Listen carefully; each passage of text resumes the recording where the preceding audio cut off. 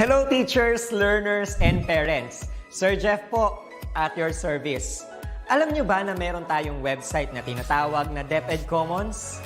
Ang DepEd Commons ay binuo upang gawing accessible ang pagtuturo at pag-aaral dito sa ating bansa gamit lamang ang inyong mga smart devices gaya ng cellphones, tablets, at computers. Dito ay maaari nating ma-access ang iba't ibang learning materials mula sa Department of Education. Meron itong mga interactive materials, electronic self-learning modules, at instructional video lessons mula sa DepEd TV na tiyak na makatutulong sa pag-aaral ng mga mag-aaral galing ka man sa public o private school. Walang problema dahil welcome ang lahat dito. Para ito sa mga guro, magulang at mga mag-aaral mula sa kinder hanggang grade 12, alternative learning system o ALS, at pati na rin ang special education. At huwag kang mag-alala dahil kahit walang load ay maaari mong ma-access ang mga learning materials. Tama! Libre ito. Ang kailangan mo lamang gawin ay i-on ang iyong data at buksan lamang ang iyong browser at i-type ang commons.deped.gov.ph. Alam na ba ng iyong mga kasamahang guro o mag-aral ang tungkol sa DepEd Commons? I-share mo na ang video na ito upang matuto rin sila kung paano gagamitin ang DepEd Commons sa mabilis at napakadaling paraan. Muli, ito po si Sir Jeff at kita-kits po tayo sa DepEd Commons. Paalam!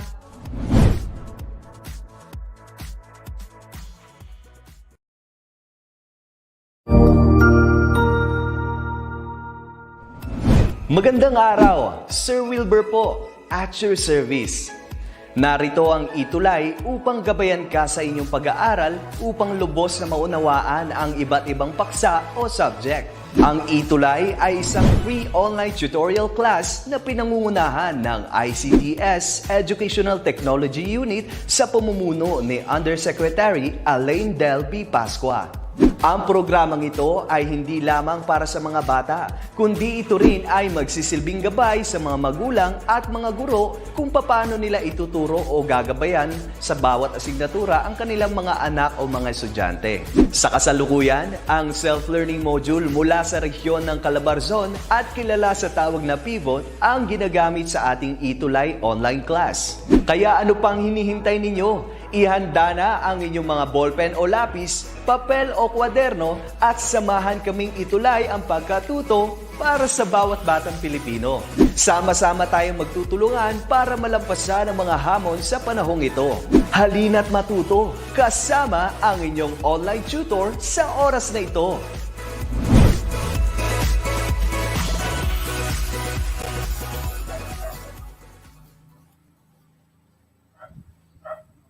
Ayan, magandang umaga aking mga estudyante sa ating ETUlay TLE 9 online tutorial. Isa namang Friday, it's another Friday my dear students, and I am happy na nakaabot po tayo sa ating TLE 9 Quarter 4 Week 7 na po. Magsimula na po tayo sa ating online tutorial.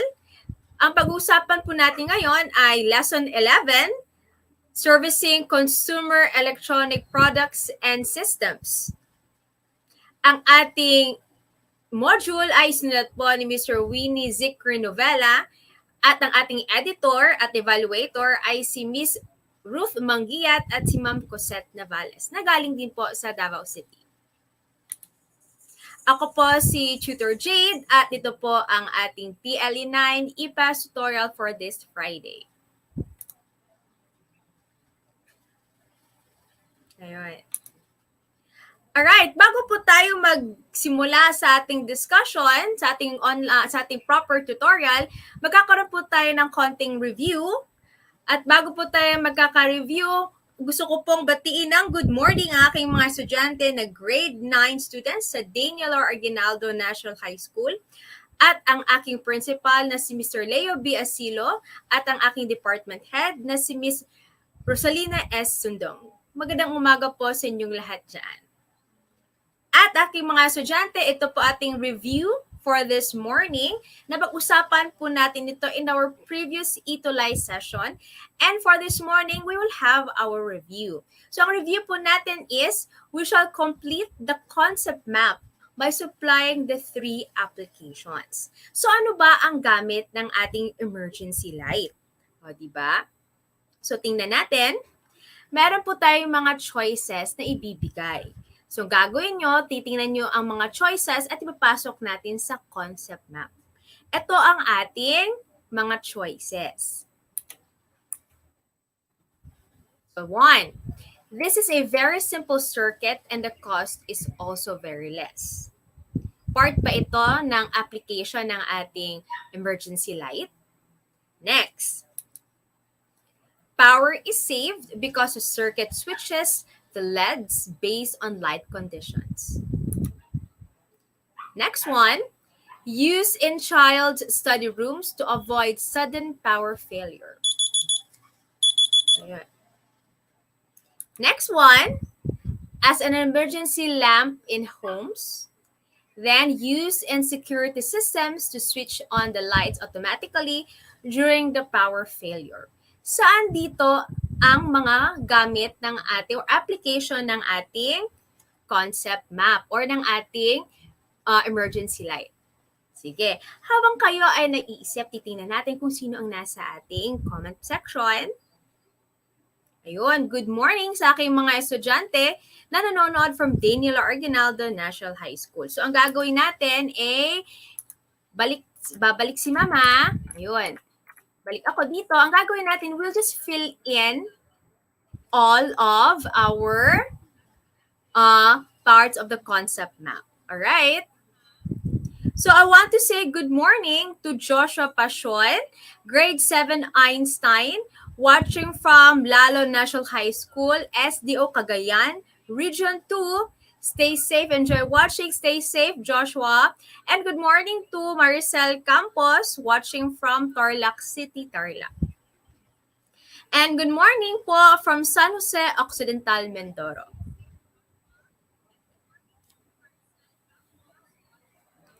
Okay. So, ito yung concept map natin. Ngayon, fill in tayo ng mga 3 applications. At ito yung choices natin for the 3 applications. Okay? So, it's either you take a screenshot of it, tapos ang sagot yung 3 ilalagay nyo sa comment section at babasahin ni ma'am. Alright, let's start. Ulitin ko, ito yung ating mga choices. Napakita ni ma'am ito kanina. So, basahin natin ulit. So, sa 3 ito, meron ba tayong application of the emergency light? Good morning kay Jessimar Talosi. Good morning po from Christina Elementary School. At good morning watching from Badas National High School, Mati City Division, Davao Region. Good morning po. At gusto ko rin kumusahin ang ating mga guro at estudyante at mga kapamilya kapuso na nandyan po malapit po sa Taal Volcano. Kumusta na po kayo dyan? Stay safe po sa ating mga ka-ETUlay tutors na malapit po dyan sa Tagaytay, Batangas. Sana po ay nasa good condition po kayo ngayon despite po the situation. Alright! Tingnan natin. Hello, good morning, Halberth Andriano, and good morning to Rosel Ligaya Dalapo, LPT. Good morning po, ma'am. Alright, so sagutan natin, okay, ang ating concept map. Alright, so our emergency light application. First is, it is used in child study. It's used in child studies room to avoid sudden power failure. So, correct naman din. Diba? What if biglang nagkaroon ng power interruption, brownout, blackout, o biglang talagang walang kuryente at may baby tayo o kahit may toddler tayo sa ating mga bahay at bigla silang natatakot dahil biglang nawala yung ilaw.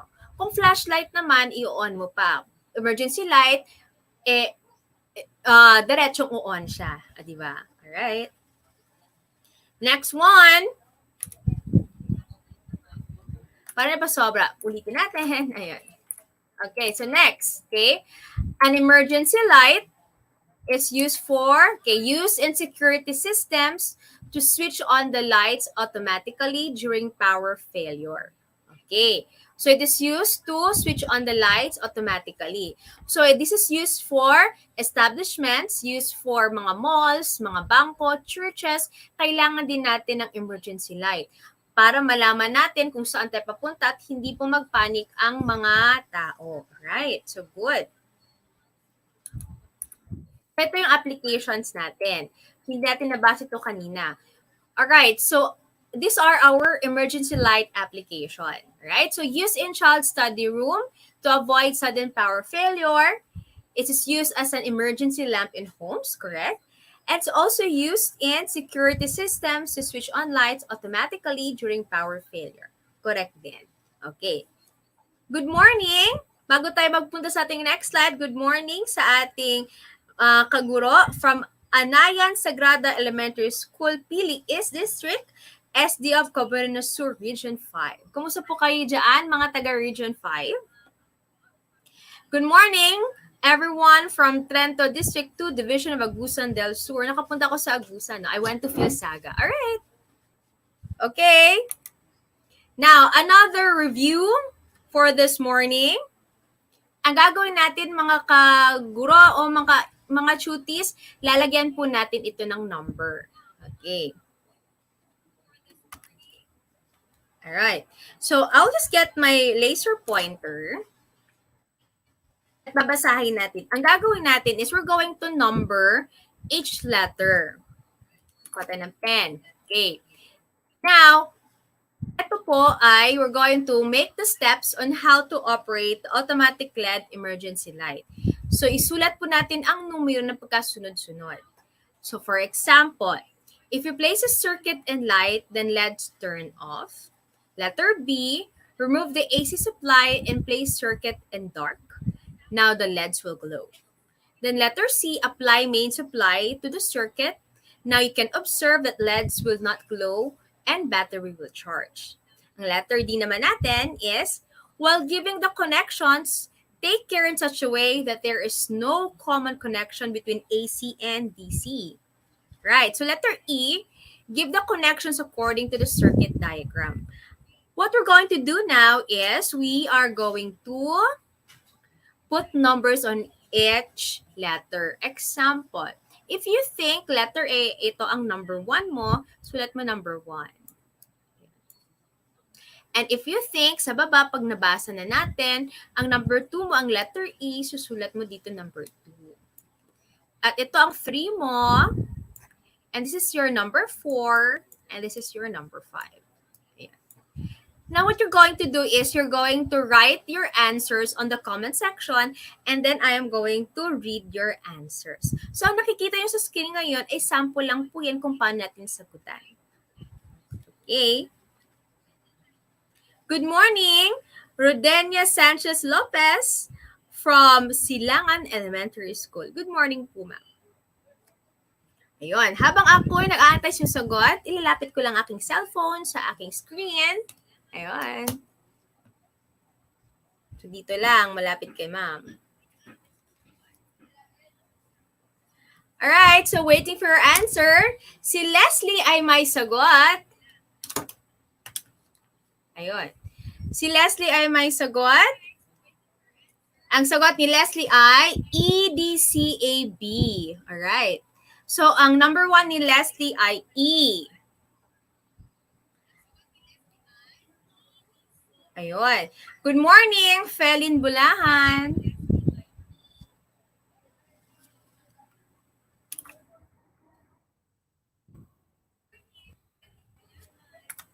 Okay. So, tingnan natin kung may tamang sagot ba. So, si Leslie Cando Gonzaga, as of the moment, ang may sagot.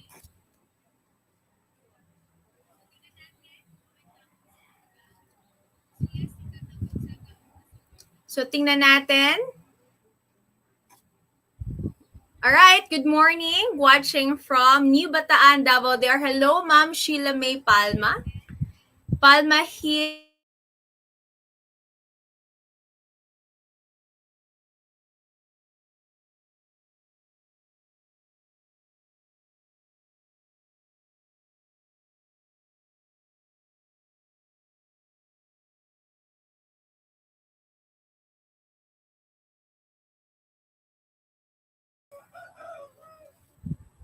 Okay, so ang tamang sagot natin ay, ang number 1 natin ay letter E.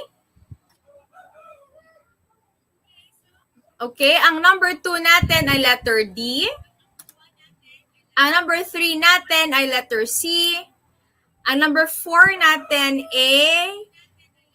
number 4 is A. And number 5 is B. Gustong burahin ni Ma, pero hindi ko mabura. Alright.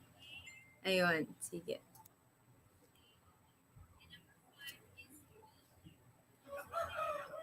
So, this is our tamang pagkasunod-sunod. Okay. So, let's move forward to our next screen. Ang gagawin natin, sasagot tayo ng true or false. Ayan. So, true or false tayo, mga ka-chuties. True or false, emergency light fixtures must be spaced correctly to prevent excessively bright and dark spots. Okay. Tama o mali? True or false? Sasagutan nyo lang dito sa ating comment section. Babasahin ni Ma'am. Emergency light fixtures must be spaced correctly to prevent excessively bright and dark spots. So, kailangan tamang layo, tamang lapit, para daw walang mga shadowy areas. Okay? So, tingnan natin. True or false ba ito?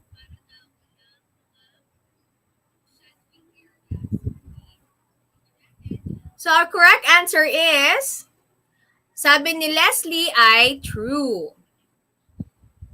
Keep your answers coming. Sabi naman ni Halbert, Andrea, ano true? Sabi ni Hayes, or tama ba? Rosal is true.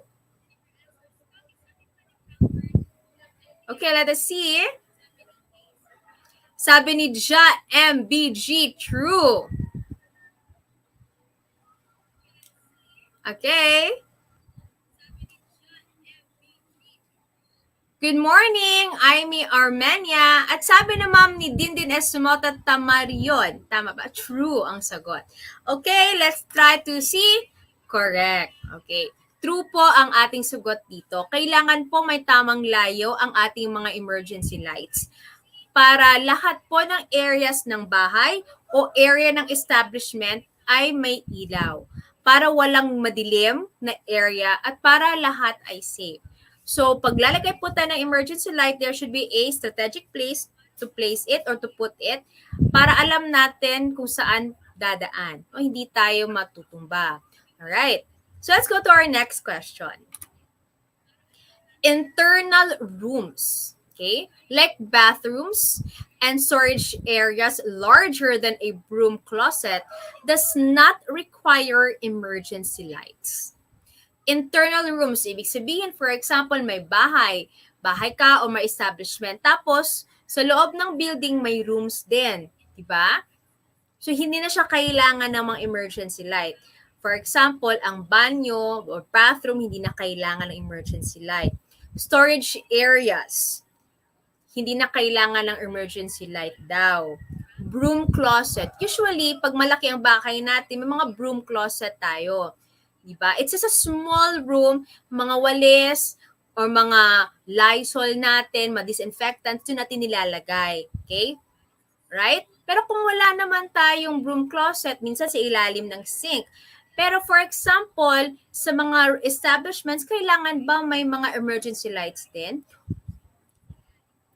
Okay? Internal rooms and bathrooms does not require, ibig sabihin hindi daw kailangan. Ang sagot ni Leslie ay false. For number 2, sagot ni Leslie ay false. Si Ma'am Dindin Estumata, ang sagot niya ay false. Alright. Tingnan natin. So, isipin natin na pwede naman sigurong magkandila sa bathroom. Diba? O pwede ng flashlight. But what if it's an establishment, no? Church, it's an office, it's a school, a university or college that has an evening class. Sabi naman ni Halbert ay false. So our answer is yes, false. So our internal rooms, bathrooms, and storage areas larger than a broom closet, they require emergency lights o kailangan ng emergency lights. Okay? So next question tayo. Ito naman is about components. Okay. The voltage regulator is a component that automatically maintains a constant voltage in a circuit. So ito yung trabaho ng voltage regulator daw. It automatically maintains a constant voltage in a circuit. True or false? So ang gamit daw ng voltage regulator ay siya ang nagme-maintain ng voltage sa circuit. So tingnan natin. So remember that all components, mga pyesa na nasa ating mga circuits, whether it's emergency light or not, they have their own task. May job sila. Sige. While waiting for our answer, I want to say hi to Celedonia Robes Tolentino. Good morning from SDO Makati. Good morning from SDO Makati po, Dr. Celi Tinesa. God bless. Right.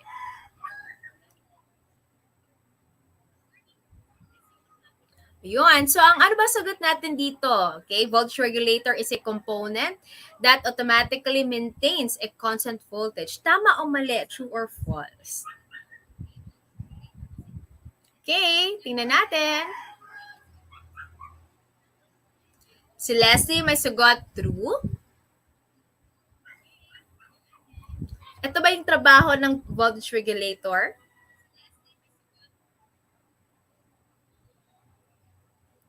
Good morning, Annabel Posting Resmiros. Thank you daw, sabi ni Ma'am Tolentino. Welcome po. O, sabi naman ni Didi Nestomata Tamarion, true with the question marks. Kailangan sure. Sige. Reveal na natin. Wala nang ibang sagot. Ayun, true. Okay. So, voltage regulator, from the word regulator, siya po ang nagme-maintain para constant po ang voltahe sa ating circuit. Okay. So, ang ating mga components, ang ating cellphone, ating laptop, ang ating mga radios, meron po silang, kumbaga, need lang po na voltahe. Okay? They have a specified needed voltage. Pag masyadong mataas ang voltahe, nagkakaroon po tayo ng short circuit. So, kailangan po itong mga voltage regulators na ito. Alright, so good morning to Ella Baltazar from Bagong Silangan Elementary School. Okay, next question. The service manual helps technicians and other trained people service, maintain, and repair equipment. Okay. Ang service manual daw ay nakakatulong sa mga technicians at sa iba pang mga trainee, no? Para i-service. Pag sabing service, di ba, i-troubleshoot, titingnan ko ano ang problema. Service, maintain, and repair equipment. Okay, true or false? So, ang pinag-usapan naman natin dito ay yung service manual. So, kailangan ba natin ng service manual? So, ang sagot, true or false ba?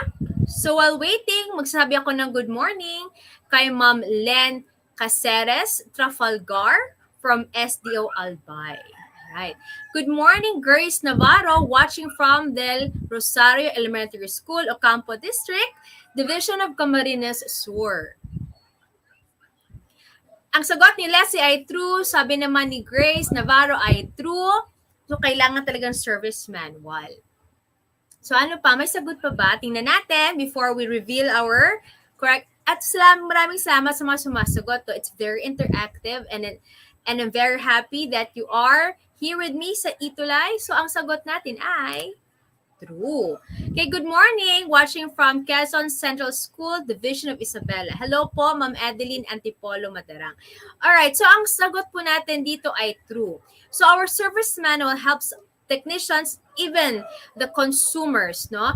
So that we will be able to know kung ano, paano pag-maintain, o paano ayusin kung may problema mang simple repairs ang kailangan ng ating device. So, pag may service manual, tago po natin, wag po nating itapon. Okay, so very important po ang ating service manual. In case naman na walang service manual ang ating device at kailangan siyang ayusin, so ang service technician or ang service center ay may kopya po yan sila. Or minsan pwede na din isi-search no, over the internet. Okay? Now, moving forward to our main topic. So at the end of the session, you will be able to explain safety tips of emergency light installation. So we're going to talk about safety. And we identify the materials needed for proper installation. So, isipin natin, what if meron tayong emergency light? Kahit sa bahay lang tayo, ano ba yung mga safety precautions na pwede nating i-practice no, sa ating mga bahay? At kung ano man ang mga materials na kailangan nating gamitin, kung kailangan man natin ng mga extensions to wires. Okay? So, what safety precautions should you consider when installing emergency lights? Do you need to follow safety precautions, my dear cuties? Meron ba? Oh, saksak mo lang diretso yan. Okay na yan. Or, and how can you promote electrical safety at home? Sa mga bahay natin, kailangan din tayong may electrical safety. So, paano mo siya ipopromote sa inyong mga bahay-bahay? Diba? Sabihin mo, oh, kuya, wag ganito, ate, mama, daddy. Alright? Kasi minsan, dito nagsisimula yung mga sunog at ayaw nating mangyari yon. Okay, moving forward. These are the things to do before emergency light installation. And I would want to greet Ma'am Dindin Esumata Tamarion. Okay, good morning, ma'am, from Magatos Integrated School, Asuncion, Davao del Norte. Good morning, maayong buntag sa inyo dira, taga Davao del Norte. Alright, so these are the things to do before installing our emergency lights. Okay, A, if unsure, you contact an electrician. Next, we disconnect power. C, charge the battery. D, proper placement. E, avoid heat. F, use the right materials. And G, consult your manual. Ang gagawin natin, isa-isahin po natin ito para mabuo natin no, ang ating safety protocols. Okay? Moving forward. Ayun. So let's go to letter A. If unsure, contact an electrician. Okay. Shocks, burns, or fatal electrocution and falls due to contact with electricity. So everything that we do has something to do with electricity. So pag hindi po tayo sure kung paano po isasaksak o paano po gamitin muna si emergency light, we can contact an electrician or pwede namang magtanong tayo doon sa pinagbilhan natin, ano ba ang tamang gawin bago siya isaksak or ipa-plug po sa wall outlet natin. But if unsure talaga, we contact an electrician. Sa ating mga kapitbahay, hindi talaga mawala. Meron talaga tayong kapitbahay na marunong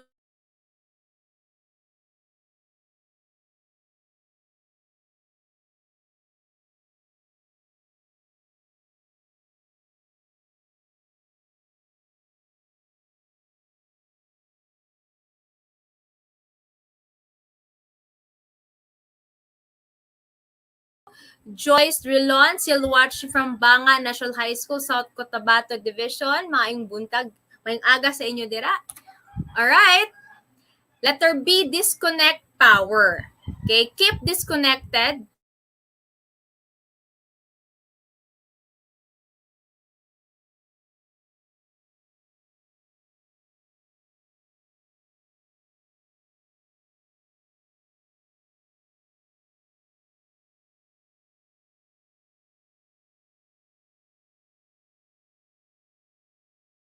Battery while we are using or before we use it. Okay? Alright. Okay, so usually this takes a day. So ang gagawin natin, i-charge po natin ang ating battery. Okay? Letter D naman, a proper placement. So the best way to prevent damage is kailangan ilagay natin sa tamang lugar ang ating emergency lights.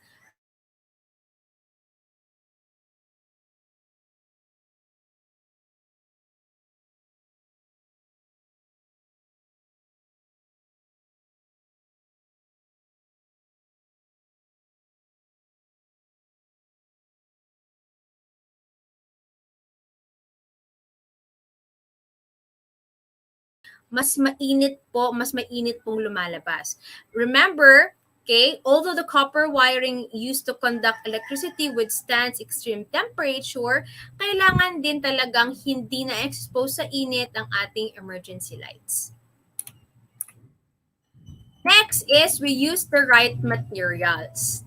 So before choosing the type of conduit or yung mga wirings, yung parang mga PVC pipes, kailangan mag-ask po muna tayo ng suggestion or we have to ask what are the proper materials to use before we use conduits. Okay? Typically, sa ating mga emergency lights, we use the recommended flexible conduits. But sometimes it's not always the case. It depends, no? Kung saan mo ilalagay ang inyong emergency light. Okay. Let's go to letter G. So we have to consult also your manual. Diba? So pagbili natin ng emergency light, meron po yan siyang nakaakibat na service manual or user's manual. Basahin po natin ating mga manual para alam po natin kung paano sila gamitin. By following the instructions, it will save us time. Okay? Alright. So that's it, no? Hanggang F lang tayo. Alright, so let's have review, no? Madali lang yan, medyo mabilis. Okay, so these are the things to do before installing your light, emergency light. A, if unsure, you contact your electrician. B, we disconnect power. C, we charge the battery. So pag unsure ka, paano i-mount ang inyong emergency light, you contact an electrician para safe. Next is, pag bagong bili, pag i-mount mo pang inyong emergency light, huwag mo munang isaksak. At mas maiging naka-charge po ang battery ng ating emergency light para in case baka biglang mag-power interruption, ay may ilaw po tayo. Letter D, ilagay sa tamang lugar o may proper placement po ang ating emergency light para hindi keep it out from the reach of children or yung hindi nababasa, hindi naiinitan. Okay? Which goes to letter E, we avoid heat. Huwag niyo pong ilagay kung sa may kusina naman, siguro kahit papaano malayo sa stove. Okay? Next one, we use the right materials. Sabi nga nila, use the right tool for the right job. If you're going to extend the wirings of your emergency light, masyadong malayo po ang ating wall outlet kung saan natin ilalagay ang ating emergency light. So make sure that the right materials are being used, no? Okay? Then letter G, we consult your service manual. Alright. So kailangan magbasa po ng ating service manual para malaman po natin kung paano gamitin ang ating emergency light. So for this morning, my dear ETUlay tutees and mga kaguro sa TLE, ito po ang ating online tutorial for this morning. At napag-usapan po natin ang mga safety precautions kung paano po natin gamitin at paano install ang ating emergency lights. So from A to G lang po muna. And then our next ETUlay session, malalaman po natin kung ano pa ba ang next na gagawin. Ang pinaka-importante po is safety is our responsibility. Mag-ingat po tayo palagi. At kung may emergency light po tayo, make sure na nasa tamang placement po siya. So yun ang pinaka-importante. And then, ang ating mga gamit, kahit hindi siya emergency light, remember, kailangan din po sila ng preventive maintenance. Alright? So, turn everything, siguro in one day, we turn off everything inside the home. Hindi mo na, di ba, pag hindi nanonood ng television, turn it off. Lights, turn it off. Para kahit paano safe po tayo. Okay. So, these are our things to do before installing our emergency lights. And before I end, I want to say hello to Fevy Faith Bangayan watching from SMR SC District. Vonyonaire Francis Bangayan with Phoebe Faith Bangayan. Good morning po sa inyong lahat. Alright, maraming salamat po sa pagtutok sa ating ETUlay session. Hanggang dito po muna tayo sa ating A to G, safety precautions ng ating emergency lights. I will see you in our next ETUlay session. It's week 7 na po, quarter 4. At maraming salamat sa panood ng ating ETUlay session. And thank you for being with me. Maraming salamat po. Up next po ay si Tutor Marco para sa ating ICT CSS 8. Maraming salamat din sa aking director. Maraming salamat ka ETUlay. Thank you po.